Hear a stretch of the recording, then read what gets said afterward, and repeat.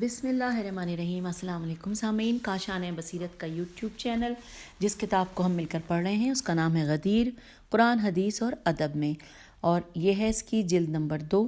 اس کتاب کو پڑھتے ہوئے یہ ریڈنگ کا ہے پارٹ نمبر 24 اور یہ ہے سیکنڈ لاسٹ پارٹ۔ انشاءاللہ ہم اس کے بعد جو اگلا پارٹ پڑھیں گے وہ آخری پارٹ ہوگا۔ اب ہم نے آپ کے ساتھ اس سے پہلے کہ ہم ریڈنگ کا آغاز کریں یہ شیئر کر لیتے ہیں کہ ہم نے پچھلی ہی آڈیو میں جو ہماری نشست تھی اس میں ہم نے 3 صدی ہجری کے اندلیبان غدیر کو پڑھنے کا آغاز کیا تھا، اور جیسا کہ میں آپ کو بتا چکی ہوں پھر دہرا لیتے ہیں کہ ہم یہاں پر 2 نام تھے، ایک ابو تمام تائی اور دوسرا نام داعب الخزائی۔ ابو تمام تائی کے بارے میں ہم نے لاسٹ آڈیو میں مکمل معلومات حاصل کر لی، پڑھ لیا، اور اب آئیے اب ہم اس ریکارڈنگ میں پڑھنے جا رہے ہیں اس نشست میں داعب الخزائی کے بارے میں۔ دال عین بے لام خیز الف عین چھوٹی ہے، اور پیج نمبر ہے کتاب کا 285۔ لکھا ہے قصیدہ تائیہ، تے الف حمزہ یہ ہے، قصیدہ تائیہ 121 شعروں پر مشتمل ہے۔ یہاں موضوع ولایت سے متعلق 17 شعروں کا ترجمہ پیش ہے۔ اب آئیے یہاں پر سامعین انورٹڈ کاما میں وہ 17 اشعار کا ترجمہ یہاں ہم پڑھنے جا رہے ہیں، جو کہ مکمل پڑھتے ہوئے ہم اگلے صفحے پہ بھی آ جائیں گے، یعنی 286 پر، اور یہ 1.5 صفحات پر مشتمل ہے۔ لکھا ہے انورٹڈ کاما، میں تمام عرفات پر حسرت و اندوہ کی کہ ہی جان میں کھڑا تھا، تم نے زمانے کو نہیں دیکھا کہ اس نے کس طرح ظلم و جور کا برتاؤ کیا، لوگوں کے ساتھ بدعہدی اور تماشا پردازی کے تماشے کیے۔ ماضی کی وہ مضحکہ خیز حکومتیں جو کور باطنی کی وجہ سے نور کی متلاشی تھیں، کیا میں اس کے بعد بھی اپنے نماز روزوں سے تقرب خداوند حاصل کر سکتا ہوں؟ ہاں، فرزندان رسول صلی اللہ علیہ وآلہ وسلم کی محبت اور اہل بیت علیہ السلام کی وابستگی کے ساتھ آل مروان و بنی امیہ و ہندہ و سمیہ کی نسل سے شدید نفرت کا مظاہرہ کیا جائے تبھی خوشنودی خدا حاصل ہو سکتی ہے، کیونکہ یہ سبھی کفر کے سرغنہ اور اسلام کو کمزور کرنے والے تھے۔ انہوں نے قرآن کے عہد و فرائض کو مکاریوں سے ملیا میٹ کر دیا۔ آیات محکم میں شبہات کی فصیل اٹھا دی۔ یہ سخت آزمائش تھی جس نے ان کے چہروں سے گمراہی و ضلالت کے تمام پردے چاک کر دیے۔ میراث بغیر قرابت، اقتدار بغیر ہدایت، حکم بغیر مشورہ اور بغیر وجود رہبر، یہ ہیں درد و غم کے وہ طوفان جس کی وجہ سے میری آنکھیں خونفشاں ہیں اور آب شیریں کے گھونٹ تلخ ترین ہو گئے ہیں۔ یہ بے ہنگم پن اتنا آسان بھی نہیں تھا کہ لوگوں کو رام کر لیا جاتا، لیکن ناگہانی بیعت ارباب سقیفہ کی ناعاقبت اندیشی اور دعوی میراث پدر کو مختلف گمراہ بہانوں سے رد کرنے کی وجہ سے یہ سب تماشا ہوا۔ اگر انہوں نے وسیع رسول صلی اللہ علیہ وآلہ وسلم کی بیعت کا قلادہ قاف لام الف دال ہے اپنی گردن میں ڈال لیا ہوتا اور تمام معاملات ان کے حوالے کر دیے گئے ہوتے تو تمام غلطیوں سے پاک رہتے۔ وہ خاتم النبیین صلی اللہ علیہ وآلہ وسلم کے بھائی اور میدان جنگ میں منافقوں کے پتے پانی کرنے والے تھے۔ ان منکروں کے لیے غدیر کی گواہی کافی تھی۔ پھر بدر و احد کی بلند پہاڑیاں نیز قرآنی آیات جن میں فضائل علی علیہ السلام موجود ہیں کہ شدت ضرورت کے باوجود سامنے کا کھانا ایثار کر دیا۔ ان آیات کے علاوہ بھی بے شمار فضائل و مناقب سے آراستہ تھے اور دوسروں سے برتر تھے۔ Inverted comma close. حوالہ ہے ایان الشیعہ جلد نمبر 6 صفحہ نمبر 418۔ نیکسٹ ہیڈنگ ہے دانشوروں کے نظریات، اور یہاں پر نمبر دیا ہوا ہے، نمبر 1 لکھا ہے پہلے، اور یہاں پر یہ کل 10 ہیں۔ آگے تک ہم پڑھیں گے 3-4 صفحات پر کہ دانشوروں کے کل 10 نظریات کا بیان کیا گیا ہے۔ نمبر وار آئیے مل کر پڑھتے ہیں۔ نمبر 1 پہ لکھا ہے ابو الفرج لکھتا ہے کہ قصیدہ داعبل مدارس آیات خلط من تلاوت، یہ جو میں نے پڑھا مدارس آیات خلط من تلاوت، یہ انورٹڈ کاما میں لکھا ہے، تو لکھا ہے ابو الفرج لکھتا ہے کہ قصیدہ داعبل مدارس آیات خلط من تلاوت जलाल आफरीन मदह आल मोहम्मद सल्लल्लाहु अलैहि वसल्लम है। उसने इमाम रज़ा अलैहिस्सलाम को उनकी बारगाह खुरासान में उस वक्त सुनाया जब आपने अशार सुनाने की फरमाइश की। जब उसने ये शेर पढ़ा, अब शेर यहाँ पे अरबी में लिखा हुआ है कि इज़ा व तरा मद्दू इलल इला व अतरीहिम, नहीं इसको मैं नहीं पढ़ूंगी, बहुत सी गलतियाँ करूंगी, नहीं बस ये लिखा है नीचे कि इमाम रोते रोते बेहोश हो गए। खिदमतगार ने खामोश होने का इशारा किया, दोबारा होश में आए तो सुनाने की फरमाइश की, तीसरी बार भी इसी तरह फरमाइश की और तहसीन से नवाजा।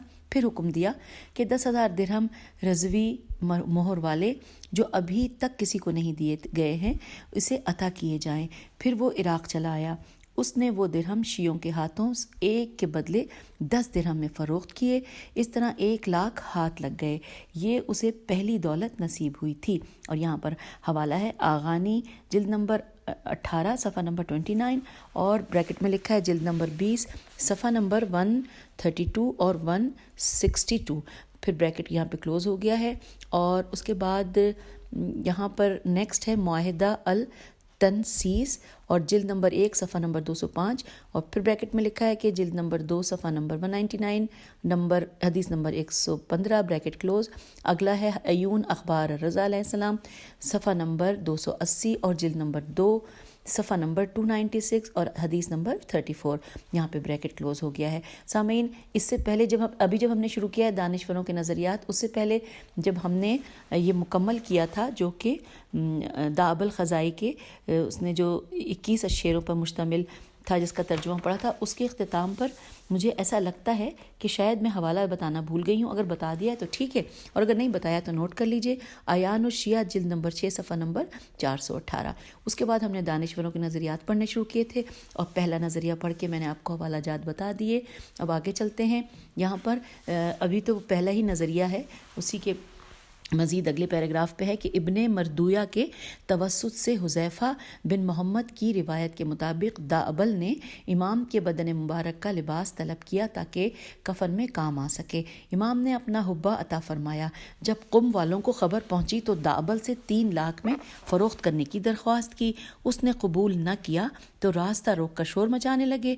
उसने कसम खाकर कहा कि बखुशी हरगिज़ कबूल न करूँगा। आखिर उसने मसालहत की कि 30,000 में सिर्फ आस्तीन फ़रोख्त कर दे। उसके बाद दाअबल ने हुब्बा पर मदारिस आयात इन्वर्टेड कॉमा में ये है मदारिस आयात का लफ्ज़ लिख कर इससे एहराम बांधा और वसीयत कर दी कि कफन में साथ कर दिया जाए। और ये है हवाला मौजमुल अदबा जिल्द नंबर 4 सफ़ा नंबर 196 ब्रैकेट में लिखा है जिल्द नंबर 11 सफ़ा नंबर 103 ब्रैकेट क्लोज। अगला नाम है असरुल मामून जिल्द नंबर 3 सफ़ा नंबर 255 और मुआहिदा अल तनसीस जिल्द नंबर 1 सफ़ा नंबर 205 और ब्रैकेट में लिखा है जिल्द नंबर 2 सफ़ा नंबर 199 और हदीस नंबर 115 और यहाँ पर ब्रैकेट क्लोज हो गया है। और हम किताब के सफ़ा नंबर 287 पर है। लिखा है दाबल का बयान है कि जब मैं खलीफा के खौफ से भागा, नीशापुर में एक रात अकेले गुजारी, वहीं सोचा कि अब्दुल्ला बिन ताहिर की मदह में कसीदा लिख डालूं। फ़िक्र शेरी में था कि दरवाज़े पर आवाज़ आई, अस्सलामु अलैकुम वरहमतुल्लाहि वबरकातुहू, अंदर आने की इजाज़त है, खुदा आप पर रहम करे। आवाज़ सुनते ही सारे बदन में राशा पड़ गया। उसने कहा, दौड़ो नहीं, आफियत में हो, मैं यमन का रहने वाला जिन्नात हूँ। मेरे इराक़ी दोस्त ने तुम्हारा कसीदा मदारिस सुनाया तो मुझे ख्वाहिश हुई कि खुद तुम ही से वो कसीदा सुनूं। दाबल ने वो कसीदा पढ़ा तो वो रोते रोते वहीं बेहोश हो गया। फिर दुआए रहमत के साथ रूहानी तक़वियत के लिए हदीस सुनाई। मैं एक दिन हज़रत जाफ़र बिन मोहम्मद अलैहिस्सलाम की खिदमत में हाजिर था कि आपने फरमाया कि मेरे जद का इरशाद है कि या अली अलैहिस्सलाम, तुम और तुम्हारे शिया कामयाब हैं। वो खुदा हाफिज़ कहकर जाने लगा तो मैंने नाम पूछा। बोला, मेरा नाम ज़बियान ज़ोए बे ये अलिफ नून ज़बियान बिन आमिर है। और यहाँ पर हवाला है मुआहिदा अल तनसीस जिल्द नंबर 1 सफ़ा नंबर 205 और ब्रैकेट में है जिल्द नंबर 2 सफ़ा नंबर 199 اور حدیث نمبر 115، اور اس کے بعد اگلا نام ہے الاغانی، جلد نمبر 18 صفحہ نمبر 39، اور بریکٹ میں ہے جلد نمبر 20 صفحہ نمبر 55۔ پھر اب ہم آ گئے ہیں دانشوروں کے نظریات میں سے دوسرے نمبر پہ پڑھنے کے لیے۔ لکھا ہے دوسرے نمبر پہ کہ ابو اسحاق قیروانی قاف یہ رے و الف نون چھوٹی لکھتا ہے کہ داعبل متعصب مداح آل محمد تھا۔ اس کا مشہور مرثیہ مدارس آیات خلت من تلاوت ہے، اور اس کا حوالہ ہے زہر الآداب جلد نمبر 1 صفحہ نمبر 86 اور جلد نمبر 1 صفحہ نمبر 134۔ تیسرے نمبر پہ اب ہم پہنچ گئے ہیں جو دانشوروں کے نظریات میں سے تیسرے نمبر پہ لکھا ہے تاریخ ابن عساکر، جو کہ تاریخ ابن عساکر جلد نمبر 5 اور صفحہ نمبر 234 اور جلد نمبر 6 صفحہ نمبر 77، اور مختصر تاریخ ابن عساکر جلد نمبر 8 اور صفحہ نمبر 182 میں ہے کہ مامون نے اقتدار مستحکم ہونے کے بعد فضائل آل محمد علیہ السلام کے آثار جمع کرنے کی صحیح شروع کر دی۔ انہی میں ایک قصیدہ مدارس آیات بھی ہے۔ یہ قصیدہ ہمیشہ اس دل میں ہیجان پیدا کرتا رہا ہے۔ ایک دن داعبل ملا تو اس نے قصیدے کی فرمائش کی اور کہا کہ کچھ خوف نہ کرو، تم میری امان میں ہو، میں اس قصیدے سے آگاہ ہوں، صرف تمہاری زبان سے سننا چاہتا ہوں۔ اشعار سنتے سنتے اس کی داڑھی آنسوؤں سے تر ہو گئی۔ ہم پیج 288 پہ آ گئے ہیں اور حوالہ ہے الاغانی جلد نمبر 18 صفحہ نمبر 58 اور بریکٹ میں لکھا ہے جلد نمبر 20 صفحہ 195 بریکٹ کلوز۔ اگلا ہے زہر الآداب جلد نمبر 1 صفحہ نمبر 86 بریکٹ میں ہے جلد نمبر 1 صفحہ نمبر 134۔ اگلا نام لکھا ہے معاہدہ التنسیس جلد نمبر 1 صفحہ نمبر 205 اور بریکٹ میں لکھا ہے جلد نمبر 2 صفحہ نمبر 198 اور حدیث نمبر 115 بریکٹ کلوز۔ اور پھر اگلا نام ہے الاتحاف صفحہ نمبر 165۔ اچھا، اس کے بعد اب ہم اگلا چوتھے نمبر پہ جو لکھا ہے کہ یاقوت حموی ہے میم واو چھوٹی ہے، یاقوت حموی نے لکھا ہے کہ قصیدہ تائیہ داعبل کی بہترین شعری کاوش ہے۔ پھر خراسان میں امام کو سنانے کا واقعہ، لباس طلب کر کے جامع احرام طلب کر کے کفن بنانے کا حال لکھ کر کہتا ہے کہ یہ قصیدہ برکت کے خیال سے ہاتھوں ہاتھ شائع ہوتا رہا، ان میں کا اکثر حصہ میرے خیال میں الحاقی ہے، شیعوں نے بہت سا اضافہ کر دیا ہے۔ اب یہاں پہ لکھا ہے کہ 43 شعروں کو لکھ کر کہا ہے کہ صحیح اشعار یہاں نقل کر رہا ہوں۔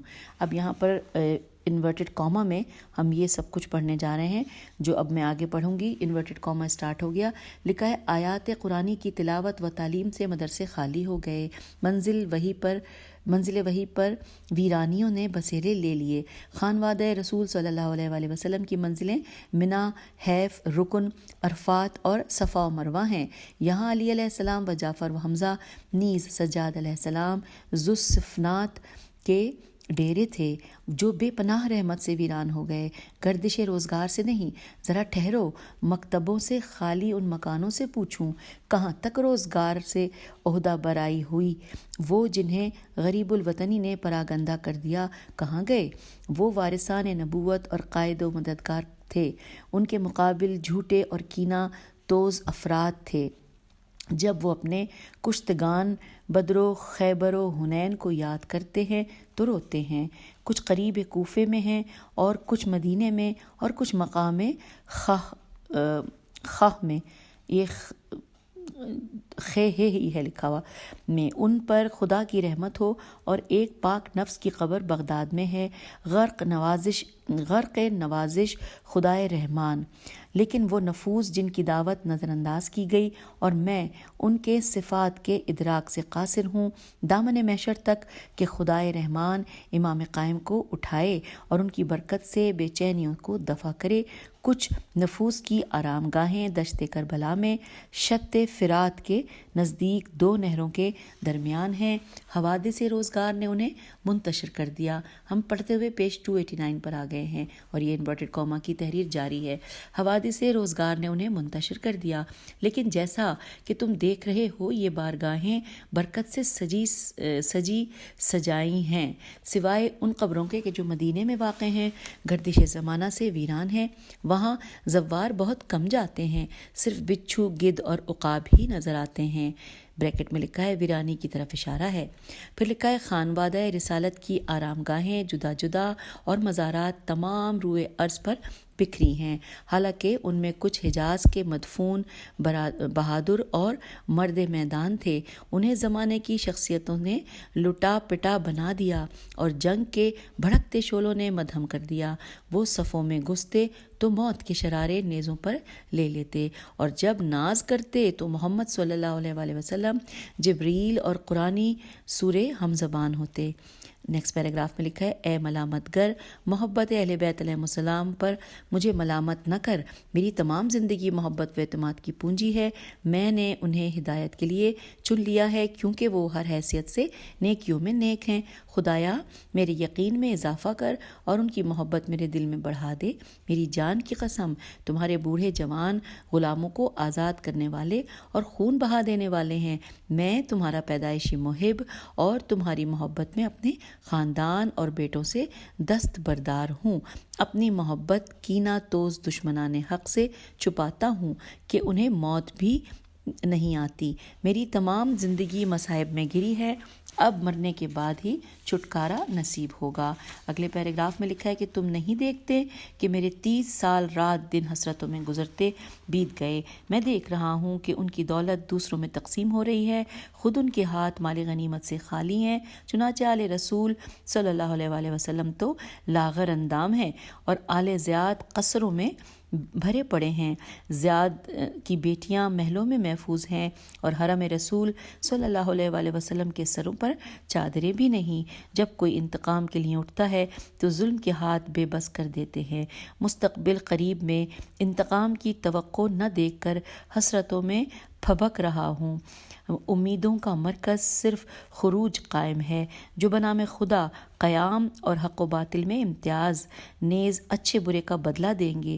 اسی لیے میں دشمنوں سے جنگ سے ہاتھ روک کر صرف آنسو بہا رہا ہوں۔ اے نفس خود خوش ہو جا کہ وہ دن دور نہیں۔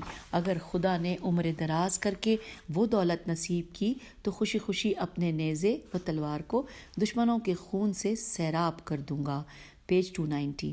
سچ تو یہ ہے کہ ان دشمنوں کی ہدایت کرنا سورج کو ٹالنا اور حق بات سخت پتھروں سے گفتگو کے مترادف ہے۔ اکثر تو حق پہچان کر فائدہ نہیں اٹھاتے اور بعض معاند میم عین الف نون دال خواہشات کا شکار ہے۔ ان دشمنوں کے خلاف میرا غصہ بے پایاں ہے اور میرا سینہ غم و اندو سے پھٹا جاتا ہے۔ یہاں پر سامعین انورٹڈ کاما کلوز ہو گیا اور حوالہ ہے معجم الادباء جلد نمبر 4 صفحہ نمبر 196 اور جلد نمبر 11 صفحہ نمبر 102 سے 110 تک۔ اور یہاں پر یہ ہم نے جو شروع کیا تھا جہاں پہ انورٹڈ کاما سے اس کو مکمل کر لیا ہے۔ اور اب دانشوروں کے نظریات جو ہم پڑھ رہے تھے اس میں نمبر 5 میں نے بتایا تھا کل 10 نام ہیں، کل 10 ہیں پوائنٹس، تو 5ویں پوائنٹ پر ہم آ گئے۔ لکھا ہے شیخ الاسلام ابو اسحاق حموینی نے احمد بن زیاد سے روایت کی ہے کہ داب الخزائی نے کہا کہ جب میں نے امام رضا علیہ السلام کے سامنے قصیدہ مدارس آیات والا پڑھا تو حضرت نے فرمایا کہ اس میں 2 شعروں کا اضافہ کر لو۔ میں نے عرض کی کہ ہاں یا ابن رسول اللہ صلی اللہ علیہ وآلہ وسلم، تو حضرت نے فرمایا اب یہاں پہ یہ شعر ہے 2 لکھے ہوئے۔ تو دابل کا بیان ہے کہ پھر میں نے قصیدے کے بقیہ اشعار پڑھے۔ قصیدے کے اختتام پر امام بہت روئے، پھر فرمایا دابل روح القدس تمہاری زبان سے بول رہے ہیں۔ پھر پوچھا اس امام کو پہچانتے ہو؟ عرض کی نہیں، صرف اتنا سنا ہے کہ جب وہ ظہور فرمائیں گے تو زمین عدل و انصاف سے بھر جائے گی۔ فرمایا وہ میرے بیٹے محمد، پھر علی علیہ السلام، پھر حسن علیہ السلام کے فرزند ہیں۔ حدیث رسول صلی اللہ علیہ وآلہ وسلم ہے کہ قیامت کے دن ان کا بھی ظہور اچانک ہوگا۔ آئیے اب 6واں پوائنٹ پڑھتے ہیں۔ 6 پوائنٹ پہ لکھا ہے ابن طلحہ شافعی نے دابل کا بیان نقل کیا ہے کہ جب امام رضا علیہ السلام ولی عہد ہوئے تو مامون نے مجھے بلوا کر مدارس آیات سننے کی فرمائش کی۔ میں نے لا علمی ظاہر کی تو امام کو بلوا کر شکایت کی۔ امام نے قصیدہ سنانے کا حکم دیا۔ مامون نے 50,000 درہم اور اتنا ہی امام علیہ السلام نے مجھے مرحمت فرمایا۔ دابل نے عرض کی آقا مجھے اپنا لباس مرحمت فرمائیے جسے اپنا کفن بنا سکوں۔ آپ نے اپنی نورانی قمیص اور پاکیزہ امامہ مرحمت فرمایا اور کہا کہ اسے سنبھال کر رکھنا، یہ تمہیں سختیوں سے بچائے گا۔ اس کے بعد مامون کے وزیر فضل بن سہل نے بھی انعام دیا اور زرد خراسانی خچر پر سوار کر دیا۔ دابل کا بیان ہے کہ ایک دن ساتھ جا رہے تھے اور بارش ہونے لگی تو برساتی بھی عطا کی اور کہا یہ تمہیں بارش سے محفوظ رکھے گی۔ لوگ اسے 80 دینار میں خریدنا چاہتے تھے لیکن نہیں بیچا۔ اس درمیان کئی بار عراق جانا ہوا۔ ہم آگئے پیج 291 پہ۔ عراق جانا ہوا۔ دابل کا بیان ہے کہ ایک بار راستے میں ڈاکوؤں نے سارا سامان لوٹ لیا۔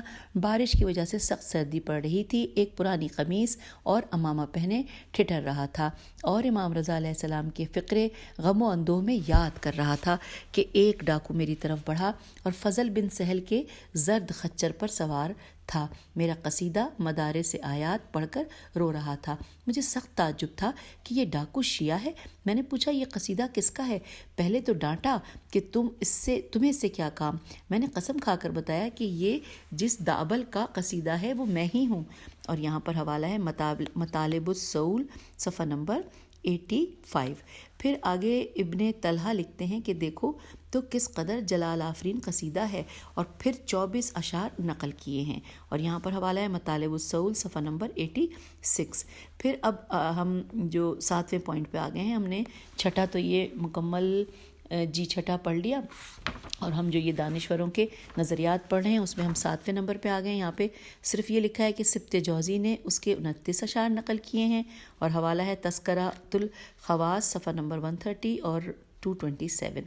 پھر اس کے بعد 8ویں نمبر پہ لکھا ہے صلاح الدین صفدری اور سیوطی نے بھی نقل کیا ہے۔ 9ویں نمبر پہ لکھا ہے شبراوی نے ہروی سے دابل کا بیان نقل کیا ہے، جس میں خروج امام قائم علیہ السلام پر امام رضا علیہ السلام کا گریہ ہے، اور یہ حوالہ ہے عیون اخبار الرضا صفحہ نمبر 370 اور جلد نمبر بریکٹ میں لکھا ہے جلد 2 صفحہ نمبر 296 اور حدیث نمبر 35 اور باب نمبر 66 اور بریکٹ یہاں کلوز ہو گیا ہے۔ اور آگے لکھا ہے کمال الدین صفحہ نمبر 372 اور عالم الورا صفحہ نمبر 192 اور صفحہ نمبر 318۔ آگے چلتے ہی لکھا ہے کہ ہاں جی یہ ہم 9 پڑھ رہے تھے نا، جی 9 پڑھ رہے ہیں۔ 9 پہ ہے کہ دوبارہ اس کو پڑھ لیتے ہیں کہ شبراوی نے ہروی سے دابل کا بیان نقل کیا ہے، جس میں خروج امام قائم علیہ السلام پر امام رضا علیہ السلام کا گریہ ہے۔ یہ ہم نے پڑھ لیا حوالہ بھی، اور لکھا ہے اور روح القدس کے ہم زبان ہونے کی دعا کا بیان نقل ہے۔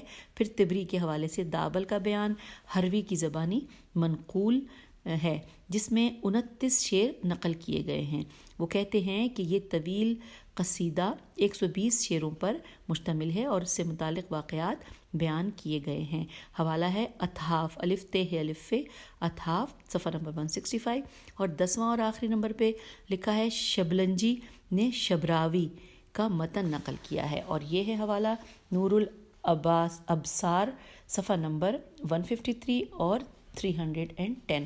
اب ہم آ گئے ہیں پیج نمبر 292 پر، اور یہاں پر لکھا ہے کہ علماء امامیہ نے بھی اس قصیدے کے ذیل میں تمام تفصیلی واقعات کو نقل کیا ہے جنہیں طول دینا مناسب نہیں۔ جن علماء نے اسے نقل کیا ہے وہ مندرجہ ذیل ہیں۔ آئیے مل کر اگلے پیراگراف میں پڑھتے ہیں۔ لکھا ہے شیخ صدوق نے ہروی کا متذکرہ بیان نقل کیا ہے کہ جب اذا وترو امداوا کا شعر پڑھا تو امام نے ہاتھ ملتے ہوئے فرمایا واقعی ہمارے ہاتھ بندھے ہوئے ہیں، اور جب لقد خفت فی الدنیا کا شعر پڑھا تو امام نے قیامت سے محفوظ ہونے کی دعا دی، اور جب قبر بغداد لنفس زکیہ تک پہنچے تو امام نے 2 شعر کا اضافہ کیا، اس کے بعد دابل کا سوال اور امام کا جواب نقل کیا۔ اور یہاں پر حوالہ ہے عیون اخبار الرضا صفحہ نمبر 368 اور بریکٹ میں لکھا ہے جلد نمبر 2 صفحہ نمبر 294 اور حدیث نمبر 34 اور باب نمبر 66، بریکٹ یہاں پہ کلوز ہو گیا۔ اس کے بعد لکھا ہے کمال الدین صفحہ نمبر 373 سے لے کے 376 تک اور باب نمبر 35 ہے۔ پھر آگے چلتے ہیں، لکھا ہے اگلے پیراگراف میں کہ دابل کی ایک بہت پیاری کنیز تھی، اس کی آنکھیں دکھنے آئی تھیں۔ دابل نے حکیم کو بلایا، اس نے کہا کہ داہنی آنکھ تو ختم ہی ہو گئی ہے، صرف بائیں آنکھ کے علاج کی کوشش کی جائے گی۔ دابل بہت گھبرایا، اسی وقت یاد آیا کہ امام کا حبہ اس کے پاس ہے۔ اس نے وہ حبہ کنیز کی آنکھوں پر پھرایا۔ صبح تک کنیز کی آنکھیں برکت امام رضا علیہ السلام سے صحیح و سالم ہو گئیں، پہلے سے بھی بہتر ہو گئیں۔ اللہم صلی علی محمد وآل محمد۔ اب لکھا ہے، اس کا حوالہ ہے اعلام الورا صفحہ نمبر 191 اور بریکٹ میں لکھا ہے 316۔ پھر لکھا ہے کشف الغمہ صفحہ نمبر 275 اور بریکٹ میں لکھا ہے جلد نمبر 3 صفحہ نمبر 112 اور بریکٹ یہاں پر کلوز ہو گیا ہے۔ پھر اس کے بعد آگے اس میں 2 لائنیں اور لکھی ہیں کہ مشکات الانوار، اور یہ ہم صفحے پہ آ گئے ہیں حوالہ جات مکمل کر کے۔ لکھا ہے مشکات الانوار اور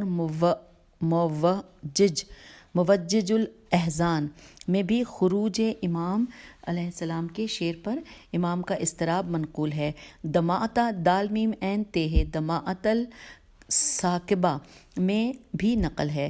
اور پھر لکھا ہے متذکرہ قصیدہ تائیہ کی علامہ جزائری محمد قنولی اور مرزا علی الیاری نے شرحیں لکھی ہیں۔ اب سامعین اگلی ہیڈنگ ہے کہ قابل توجہ۔ لکھا ہے اس قصیدے کی ابتدا اس شعر سے ہے، اور جو شعر لکھا ہے وہ تجاوبن بالا زنان والزفرات، اس طرح سے کچھ لکھا ہے۔ پھر لکھا ہے روضہ ابن فتال اور مناقب بن شہر آشوب میں ہے کہ دابل سے پوچھا گیا کہ تم نے تشبیب تے شین بے یہ بے تشبیب کے اشعار کیوں چھوڑ دیے، امام کی خدمت میں مدارس آیات ہی سے کیوں شروع کیا؟ تو کہا کہ مجھے بارگاہ امام میں تعزل سے تغزل تے غین زیلام تغزل سے شرم آتی ہے۔ اور یہاں پر ہے حوالہ روضۃ الواعظین ابن فتال صفحہ نمبر 194 اور جلد نمبر 1 اور صفحہ نمبر 227۔ پھر اور اس کے علاوہ ایک اور حوالہ ہے مناقب بن شہر آشوب جلد نمبر 2 صفحہ نمبر 394 اور جلد نمبر 4 صفحہ نمبر 366۔ پھر ہم آ گئے ہیں اب پیج نمبر 293 پر۔ لکھا ہے پورا قصیدہ 120 شعروں پر مشتمل ہے، جسے اربلی نے کشف الغمہ میں، قاضی نے مجالس المومنین، مجلسی نے بہار الانوار اور رنوزی رے نون واو زے چھوٹیے نے ریاض میں نقل کیا ہے۔ اور یہاں پر حوالہ ہے مجالس المومنین قاضی صفحہ نمبر 451، بریکٹ میں لکھا ہے جلد نمبر 2 صفحہ نمبر 524 اور 520 سے 524 اور بریکٹ کلوز ہو گیا۔ اگلا حوالہ ہے بہار الانوار جلد نمبر 12 صفحہ نمبر 75، بریکٹ میں لکھا ہے جلد نمبر 49 صفحہ نمبر 244 بریکٹ کلوز۔ پھر اگلا لکھا ہے کشف الغمہ جلد نمبر 3 صفحہ نمبر 112 اور 117۔ جی اب یہاں پہ آگے چلتے ہیں۔ لکھا ہے کہ اس کے بعض اشعار کو الحاقی کہنا مجرمانہ حرکت ہے، کیونکہ خود ہموینی نے معجم البلدان میں مشکوک اشعار کو نقل کیا ہے۔ اس کے علاوہ جن شعروں کو الحاقی کہا جاتا ہے انہیں مسعودی، ابن جوزی، سبت ابن طلحہ اور شبلنجی جیسے فہول فے واو لام علماء نے نقل کیا ہے۔ اور یہاں پر حوالہ ہے مروج الذہب جلد نمبر 2 صفحہ نمبر 239، بریکٹ میں ہے جلد نمبر 3 صفحہ نمبر 327۔ اگلی کتاب ہے تذکرہ ابن جوزی، بریکٹ میں ہے صفحہ نمبر 227۔ اگلا ہے مطالب ابن طلحہ اور ساتھ میں بریکٹ میں لکھا ہے 86، اور اگلا ہے نور الابصار صفحہ نمبر 310 اور معجم البلدان جلد نمبر 2 صفحہ نمبر 28 اور جلد نمبر 11 صفحہ نمبر 103۔ یہ ہم نے حوالہ جات پڑھ لیے۔ پھر آگے چلتے ہیں۔ لکھا ہے کہ ان سے تسامح تے سین الف میم ہے، تسامح کی توقع نہیں کی جا سکتی، جو لوگ اس کو مصنوعی قرار دیتے ہیں ان سے خدا سمجھے۔ اگلی ہیڈنگ ہے حالات زندگی۔ لکھا ہے ابو علی یا ابو جعفر کنیت تھی، نام تھا دابل بن علی بن زرین۔ اور یہاں پر حوالے کو بھی دیکھ لیتے ہیں۔ لکھا ہے آغانی جلد نمبر 8 صفحہ نمبر 29 اور جلد نمبر 20 صفحہ 131 پر۔ اس کے بعد یوں سلسلہ نسب لکھا ہے ابن سلمان بن تمیم بن نہشل بن خداش بن خالد بن عبد بن دعبل بن انصبن خزیمہ بن سلامان بن اسلم بن اقسی بن حارثہ بن عمرو بن عامر اور بن مزیقیہ۔ یہ حوالہ حاشیے میں ہم نے پڑھ لیا ہے۔ لکھا ہے کہ اس کا سلسلہ نسب 6 واسطوں کے بعد بدیل بن ورقہ اور 16 واسطوں کے بعد ربیہ خزائی تک پہنچتا ہے۔ اور یہاں پر حوالہ ہے اس بات کا فہرست نجاشی صفحہ نمبر 116 اور 161 حدیث نمبر 228، تاریخ خطیب جلد نمبر 8 صفحہ نمبر 382 اور تاریخ ابن عساکر جلد نمبر 5 صفحہ نمبر 227 اور بریکٹ میں لکھا ہے جلد نمبر 6 صفحہ نمبر 86۔ اور اس کے بعد اب ہم اگلی ہیڈنگ دیکھ رہے ہیں خانوادہ رزین یہ نون۔ لکھا ہے خانوادہ رزین ادب و محاسن کا مرکز رہا ہے، حالانکہ ابن رشیق شین یہ قاف نے اسے صرف شعر ہی میں محدود قرار دیا ہے۔ اب یہاں پر حوالہ ہے امالی توسی صفحہ نمبر 239 اور بریکٹ میں لکھا ہے صفحہ نمبر 376 حدیث نمبر 805 اور یہاں پر بریکٹ کلوز ہو گیا ہے۔ اور پھر ساتھ ہی لکھا ہے، ہم صفحے کی جانب نہیں، ابھی حوالہ جات تھوڑے سے رہ گئے، مختصر تاریخ ابن عساکر جلد نمبر 8 صفحہ نمبر 172 اور عمدہ ابن رشیق جلد نمبر 2 صفحہ نمبر 290 اور بریکٹ میں لکھا ہے جلد نمبر 2 صفحہ نمبر 307 اور باب نمبر 102 اور یہاں پر حوالہ مکمل ہو گیا ہے۔ پھر آگے لکھا ہے کہ اس خانوادے میں محدث، شاعر اور اہل سیاست و شرف تھے، اور یہ تمام فضل اگلا پیج پلٹ رہی ہوں 294 پہ ہم آ گئے ہیں پیج پہ۔ یہ تمام فضل و شرف دعائے رسول صلی اللہ علیہ وآلہ وسلم کی برکت سے تھا۔ عباس بن عبد المطلب نے فتح مکہ کے موقع پر کہا تھا، خدا کے رسول صلی اللہ علیہ وآلہ وسلم آج تو قوموں کو افتخار و شرافت عطا ہونے کا دن ہے، ذرا بدیل بن ورقہ کی طرف بھی تو توجہ فرمائیے، جن کی شیفتگی وارفتگی حد سے زیادہ ہے۔ آپ نے فرمایا، اے بدیل، کیا عمر ہے تمہاری؟ پورے 97 سال۔ آپ نے دیدوں میں نظریں جما دیں اور مسکراتے ہوئے فرمایا، خدا تمہارا جمال بڑھائے اور تمہیں اور تمہارے عیال کو بہرہ مند کرے۔ حوالہ ہے امالی الشیخ صفحہ نمبر 339 بریکٹ میں ہے صفحہ نمبر 376 اور حدیث نمبر 805 اور اس کے علاوہ دوسرا نام ہے الاصابہ جلد نمبر 1 صفحہ نمبر 141 اور نمبر 614۔ پھر اگلے پیراگراف میں لکھا ہے کہ بدیل ہی کی ذریت میں پرجلال بزرگ عبداللہ ہیں، انہی کے بھائی عبد الرحمن اور محمد ہیں، جنہیں رسول صلی اللہ علیہ وآلہ وسلم نے یمن کا سفیر بنایا تھا۔ یہ تمام افراد، جن میں ایک عثمان بھی ہیں، صفین میں شامل تھے۔ اور یہاں پر حوالہ ہے کتاب صفین ابن مزاحم صفحہ نمبر 126 اور بریکٹ میں ہے صفحہ نمبر 245۔ پھر ہے خصال شیخ صدوق شرح ابن ابی الحدید جلد نمبر 1 صفحہ نمبر 486 اور بریکٹ میں ہے جلد نمبر 5 صفحہ نمبر 196 اور خطبہ نمبر 65 اور الاصابہ جلد نمبر 3 صفحہ نمبر 371 اور حدیث نمبر 7758۔ یہ مکمل ہم نے جان لیا۔ اس کے بعد لکھا ہے 5ویں بھائی نافع تھے، نون الف فے عین، جو رسول صلی اللہ علیہ وآلہ وسلم کے سامنے فوت ہوئے، اور ابن رواحہ نے ان کا مرثیہ کہا۔ رواحہ کی ہجے ہے رے واو الف ہے اور انہوں نے ان کا مرثیہ کہا۔ اور یہ ہے حوالہ الاصابہ جلد نمبر 3 صفحہ نمبر 543 حدیث نمبر 8650۔ پھر اگلے پیراگراف میں لکھا ہے کہ اس خانوادے کی شرافت کے لیے یہی کافی ہے کہ اس میں 5 شہید ہیں، اور جو جنگ صفین و جمل میں حضرت علی علیہ السلام ہمراہ تھے اور مورد الطاف خدا اور رسول صلی اللہ علیہ وآلہ وسلم قرار پائے۔ عبداللہ خود مرد میدان تھے، زہری انہیں 5 مدبرین عرب میں شمار کرتے ہیں۔ حوالہ ہے الاصابہ جلد نمبر 2 صفحہ نمبر 281۔ پھر آگے لکھا ہے کہ امیر المومنین علیہ السلام نے صفین میں انہیں حملہ کرنے کا حکم دیا۔ وہ 2 شمشیروں اور 2 زرہوں سے حملہ آور ہوئے۔ وہ معاویہ تک صفوں کو چیرتے ہوئے پہنچ گئے۔ معاویہ نے انہیں گھیرنے کا حکم دیا۔ حبیب بن مسلم جو معاویہ کے میسرہ کا انچارج تھا آگے بڑھا۔ دونوں فوجیں گتھم گتھا ہو گئیں۔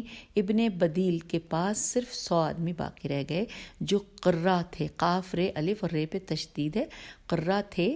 عبداللہ نے تہیہ کر رکھا تھا کہ معاویہ کا سر کاٹ کر رہیں گے۔ معاویہ نے للکارا، ان پر سنگ باری کرو۔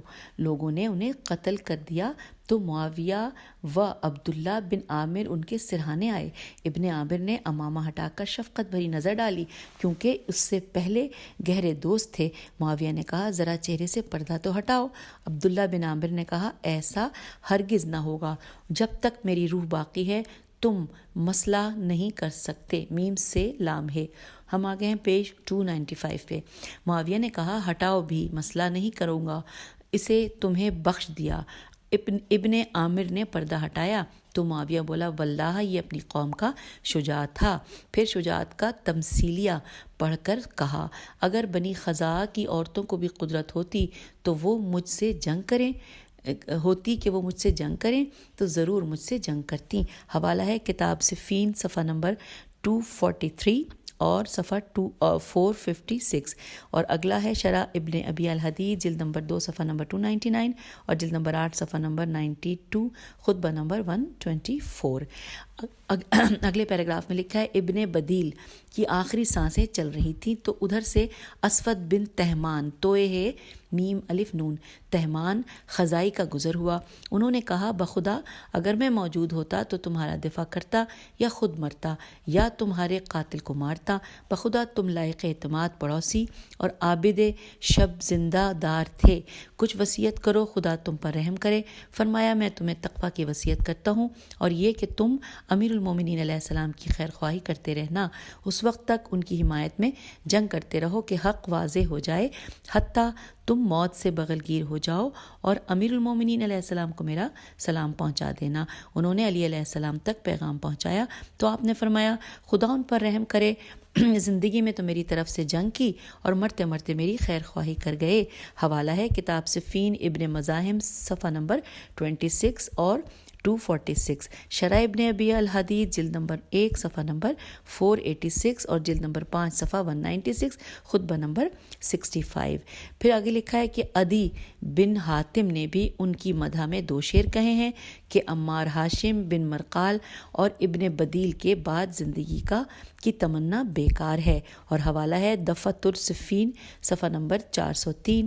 پھر لکھا ہے کہ اس سلسلے میں سلیمان بن سرد خزائی اور شنی کے بعد کے بھی مرثیے ہیں۔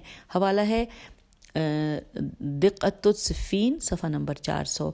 پھر لکھا ہے دابل کے باب علی بن زرین بھی بلند پایا شاعر تھے۔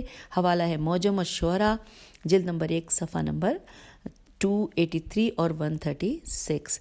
پھر لکھا ہے اسی طرح ان کے چچا عبداللہ بن زرین بھی شاعر تھے، اور حوالہ ہے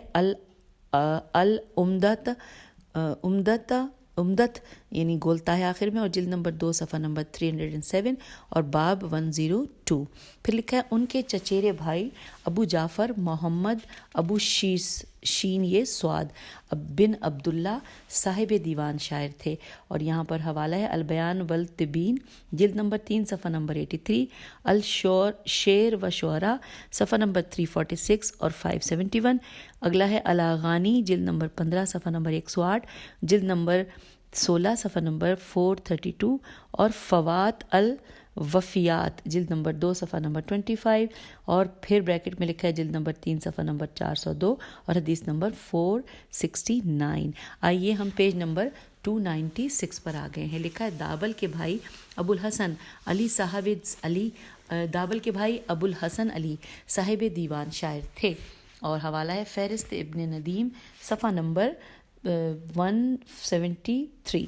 پھر لکھا ہے کہ سن 198 ہجری میں دابل کے ساتھ امام رضا علیہ السلام کی خدمت میں عرصے تک شرف یاب ہو رہے تھے۔ خود انہی کا بیان ہے کہ 2 سال تک میں اور دابل امام کی خدمت میں رہے تھے۔ امام نے میرے بھائی دابل کو سبز